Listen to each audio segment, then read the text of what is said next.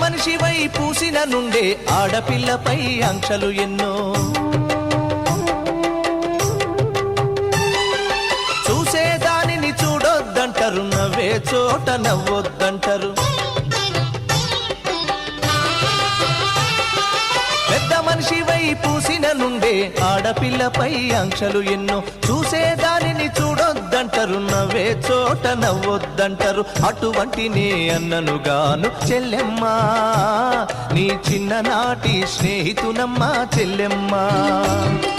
అడవిలో నా నెమలివోలే చెల్లెమ్మా, ఆటలాడుకో పాట పాడుకో చెల్లెమ్మా. మల్లె తీగకు పందిరి ఓలే, మస్క చీకటిలో వెన్నెల ఓలే చెల్లెమ్మా.